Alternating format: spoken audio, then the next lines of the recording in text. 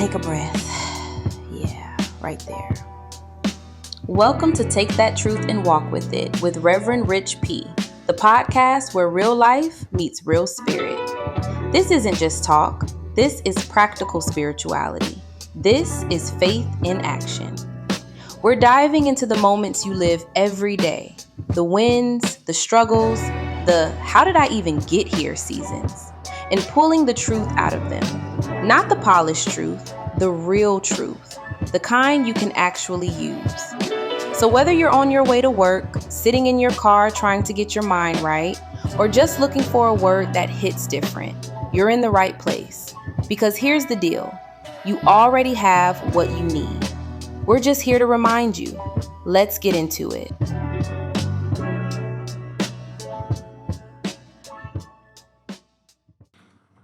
Take a breath with me. Good. Want to welcome you to Take That Truth and Walk With It. My name is Rev Rich, and I am so glad that you're here today. And welcome back to all my listeners who have listened up to this point. So I don't know where you're listening from today, but maybe you're driving to work, maybe you're walking the dog, maybe you're sitting in your favorite chair trying to figure out life like the rest of us. However, you made it. Thanks for spending a little time with me, and today we're talking about a voice. Not God's voice, not your spouse, not your boss, not your kids. I'm talking about the voice in your own head. You know the one that says, you're too late. You should have figured this out by now. Look at everybody else. You're never going to change. The voice can get loud. And if you listen to the podcast for any length of time, you already know something about me. I don't mind telling you where I've struggled, because I think pretending we've got it all together helps absolutely nobody. I've had that voice. Sometimes I still do. And the difference is I don't believe everything it says anymore. So a few years ago, somebody paid me a compliment after I finished speaking. They said, "You're really good at this." You know what my first thought? They're just being nice. Isn't that amazing? Somebody says something kind and my brain immediately argues with it. I didn't say it was loud. I smiled. I thanked them. But inside's another conversation was happening. Maybe you had those conversations too. Somebody compliments you at work. You explain why it wasn't that good. Somebody tells you you're attractive. You immediately think about everything you wish you could change. Somebody says that they are proud of you, and your mind starts listing all the reasons they shouldn't be. Where does that come from? Some of it comes from our childhood. Some of it comes from failure. Some of it comes from criticism. And some of it comes from comparing ourselves to everyone else. Eventually, the criticism becomes our own voice. The scary part is, after enough years, it starts sounding normal. So let me tell you something that changed me. One day I realized something. I would never talk to another person the way I was talking to myself. Never. If somebody came to me hurting, I would never say, "You're hopeless." If somebody made a mistake, I would never tell them they ruined everything. If somebody was trying to lose weight, trying to rebuild their life, trying to heal, trying to become a better person, I wouldn't laugh at them. I'd encourage them. I remind them that they're making progress. I tell them to keep going. So why wasn't I offering myself the same grace? That question stayed with me. And maybe that question is still embedded in you right now. Wanting to know why, if I would not speak to anyone else like that I would speak to myself like that.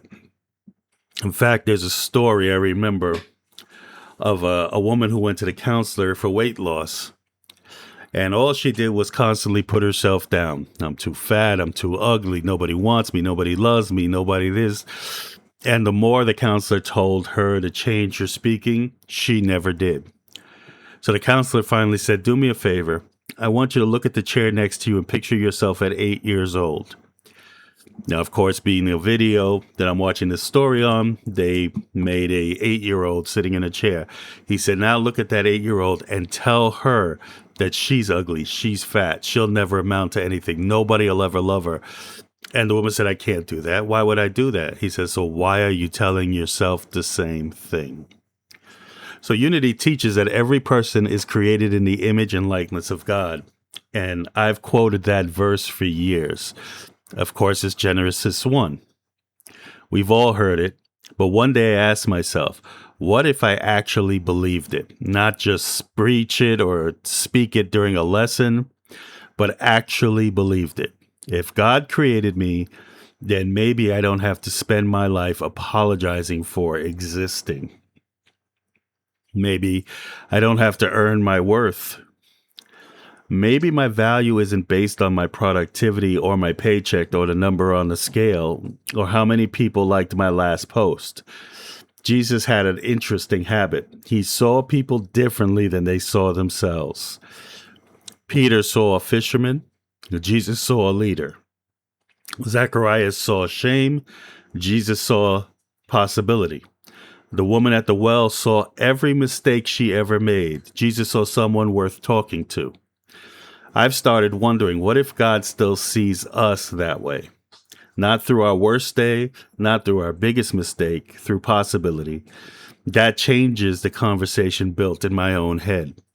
In fact, unity teaches through its 5 principles. Under principle number 2 is that we are inherently good because we are created in the image and likeness of God. So why would we ever look at ourselves as anything different but good? Talking about Genesis, when we talk about creation, he looked at every one of his creations and said, it is good. And if we are sitting here talking about being a creation or an expression of God, then why are we trying to change that label? So here's something I started doing. Whenever the inner critic starts talking, I don't argue it with anymore. I ask it a question. Is that actually true? Usually, it'll fall apart pretty quickly. I'm a failure? Really? Always? I never succeeded at anything. That's not true. I never change. Really? Have I changed before? Of course I have. Nobody cares. That's not true either. See, our minds love using words like always, never, everyone, no one. Life isn't usually that absolute. Truth is much kinder than fear. Truth leaves room for growth. Truth makes space for tomorrow. And here's another thing. I've stopped expecting perfection from myself. That has been freeing. And I'm still growing. You're still growing, and that's okay. Growth is supposed to look unfinished, and that's how you know it's alive. You know, one of my mentors used to always tell me, and even though some people think of it as cruel, but it really makes a lot of sense. He says, if you're not growing, you're dying. See, just like a flower in the field, it starts off as a seed. And if that seed never blossoms, we can say that it has died.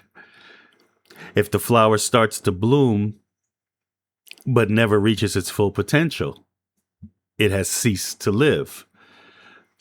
So when we look at ourselves, we need to know that there's always room to grow. And truth is very freeing if you allow it to be.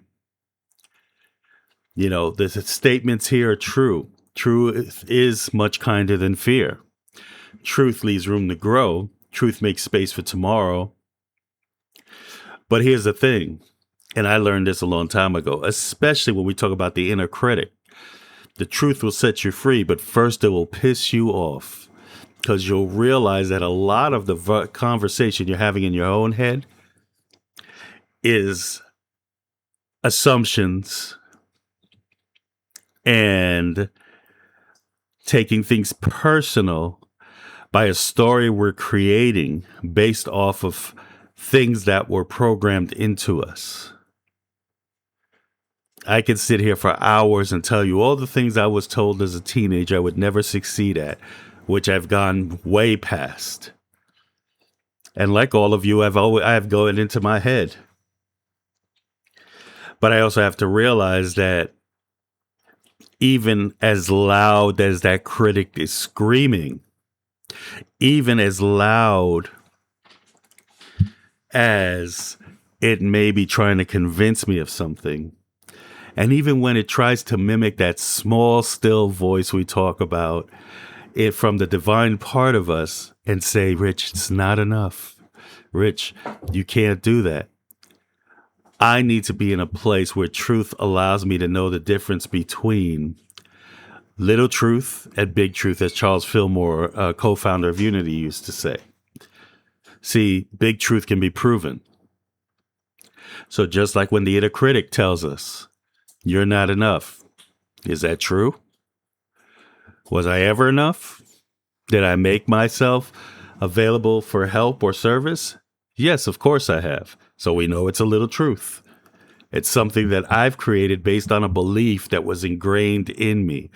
And again, this is about taking gentle steps, because that belief that was ingrained in you usually comes from a place where people were trying to do the best for you, or telling you things that they think would help protect you. But in reality, it was never allowing your true self, that expression of God, that you are created in the image and likeness of God, to shine through. So let's talk about the walk. So here's what I'd love for you to try this week. I want you to listen to yourself, not your thoughts, your words. Pay attention to how you talk about yourself. If you catch yourself saying something you'd never say to somebody you love, pause and ask yourself, would I say this to my best friend? If the answer is no, don't say it to yourself either. Replace it with something true, not fake, not exaggerated, just true. Maybe today the truth is, I'm learning, I'm healing, I'm making progress. Sometimes that's enough. And as always, Unity's principle number 5, which is where the expression that I used came from. It's not enough to know the truth. You must live the truth you know. So when you're sitting there and you're talking to yourself, when you're sitting there and you're wondering if anything you're telling yourself is true, and you take the moment to say, okay, we know it's not true. I'm just in a space where, fill in the blank. And then once you fill in the blank, say, from this moment forward, I'm going to live from my true expression. And it's about taking action and moving forward. So before we go, I want you to hear something. Maybe nobody's told you this in a while, but I'm glad you're still here. I'm glad you haven't quit, and I'm glad you're still trying. Life isn't easy. Growth is definitely not easy. Healing is definitely not easy. But here you are, listening, learning, and showing up, and that's what matters. More than you probably realize. Every step forward, no matter how small, is a step toward the right direction. So if something today in our conversation helped you, somebody else has that same voice in their head. Maybe this episode helped them turn the volume down. Maybe this episode will help them speak truth into their life. You sharing this episode with them will help them by sharing a blessing into their lives, and help turn that volume down so that they can hear that small, still voice. Remind them that they are a true expression of their good, a true expression of God, and a created in the image and likeness of God in every which way. And when they realize it, they become a blessing to the world. So as always, if you need me for anything, go ahead and reach out to me at revrichp.com. And if you're looking for practical ways to keep growing every day, check out any of my journals on the website, as well as the Take That Truth and Walk With It journal experience. Until next week, take that truth and walk with it. I'm Rev Rich P, and peace and blessings. Take a breath. Let that settle in. Now, don't just hear it, walk it. Because truth isn't something you collect, it's something you live. And the moment you start applying it, everything begins to shift. If something spoke to you today, don't keep it to yourself. Share it, pass it on. Be the light in somebody else's moment. And if you're ready to go deeper, more tools, more truth, more ways to live this thing out in real time, head over to revrichp.com. That's where we keep the conversation going. Until next time, stay grounded, stay intentional, and keep showing up as who you already are. Take that truth and walk with it. Peace and blessings.